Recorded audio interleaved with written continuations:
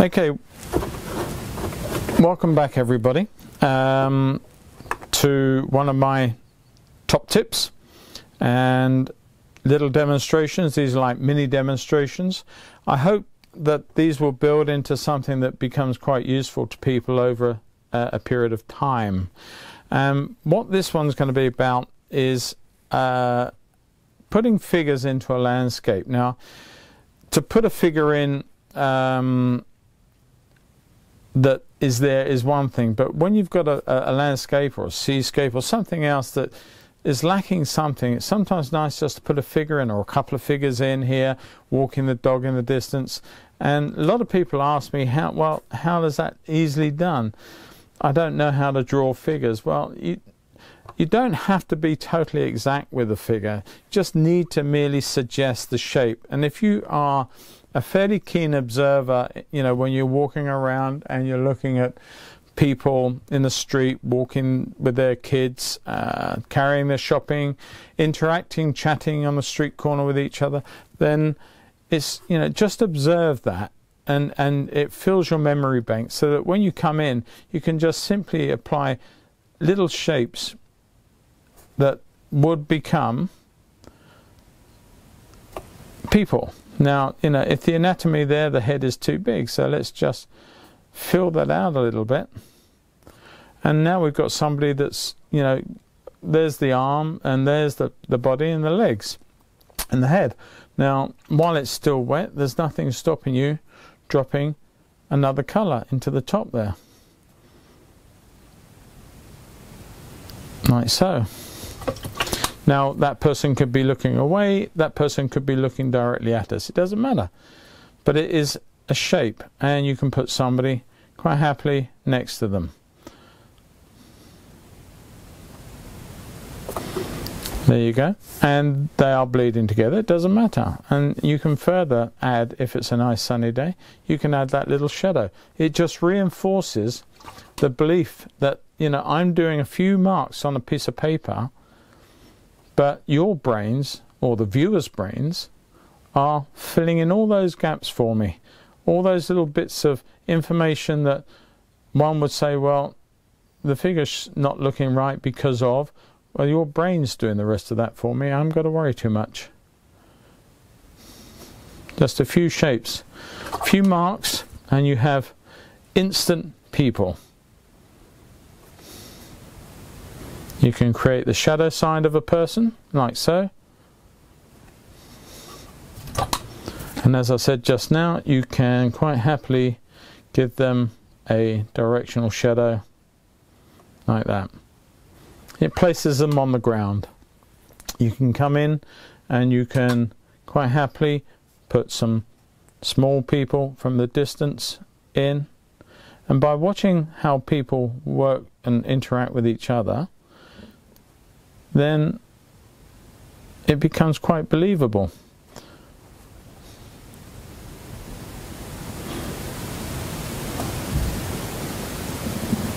Now, it doesn't look anything at the moment, but if I just keep on working this with a bit of confidence, like so, and then start to think about, let's add a colour into this one. Now all of a sudden I've got two people. You can't see where legs start and bits stop, as it were, but it's quite believable. You can further enhance it, and by adding, as I did just now, some directional shadow, then they are believable. If you put the shadow of this person on this side, then it works with what I'm doing there. So start to build the idea. And if you've got scraps of paper, you know, you do a watercolour and for some reason that watercolour didn't pan out for you, if there's spare paper on the side, or flip it over. If I showed you the back of this, there are quite a few paintings on the back of this scrap paper, and that's all I'm doing. I'm not using good quality paper. Well, it's nice paper, but I'm not using my best stock to just do this. The thing is that if you've got something that hasn't worked out, then simply play around. Spend 5 minutes, as I'm doing here, suggesting to yourself people.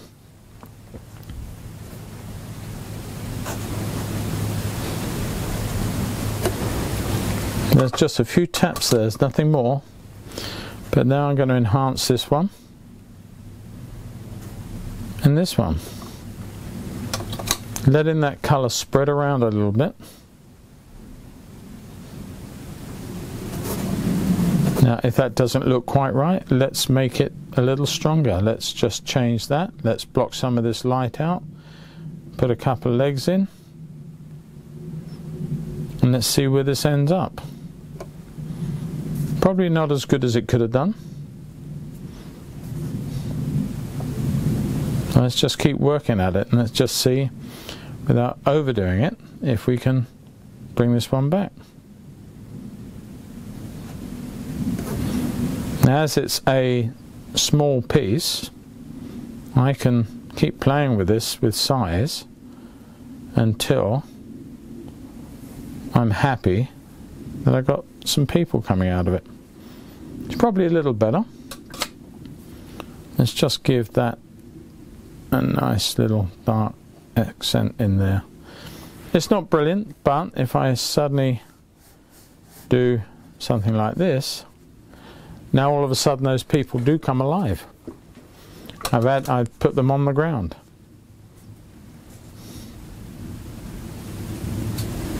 People can be of all sizes in a landscape.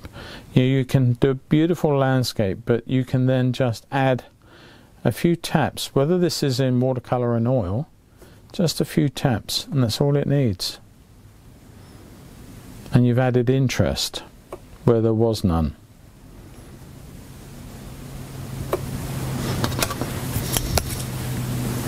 Let's get larger. Let's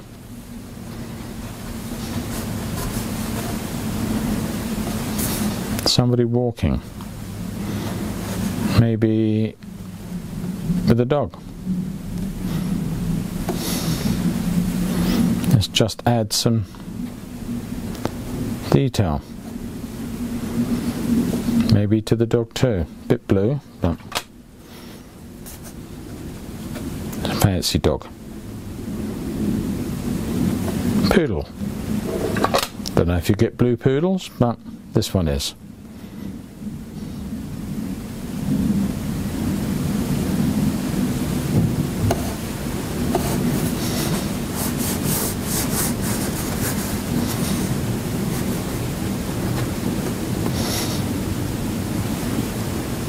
There. See where that colour goes. Have some fun. Let's do another one, and then we'll wind this up.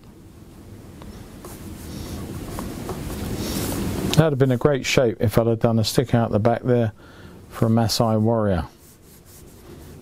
But it would have needed to have been a lot more bright red in the cloth. Now, that could well be a Maasai. Alright, so I think you get the idea, and it's a small step, but have a go yourself. Use some odd bits of paper and just practice. Just have a play with different colours, bits of dregs that you've got left over in your palettes. No need to mop them out, just use them. They're not going to hurt on here. And at the end of the day, after a little while, you'll start to understand that they become more natural, they flow off the brush, and you have a bit of fun with them. And if they don't work out in here, then keep on, keep practicing, and at some point they will. Anyway, that's enough for now before I start to ramble. There will be a new top tip soon, the next one I think of. And again, if you like this, please comment, please like it. Please subscribe to the painting channel. That way I know there are people watching, enjoying what I'm doing. And if you've got any comments and thoughts of what you would like me to do next, please leave them down below. I'll look at them, I'll answer them, and I'll try and do a video on some of the better suggestions that come through. All the best for now. Catch you next time round. Bye bye, and thanks for watching. Thanks for watching, everyone. If you want another title, there's one down here on the right and another one on the left to keep you interested. And if you want to subscribe to the channel, click the subscribe button in the middle. Thanks for watching, and I'll catch you all very, very soon. All the best. Happy painting. Bye-bye for now.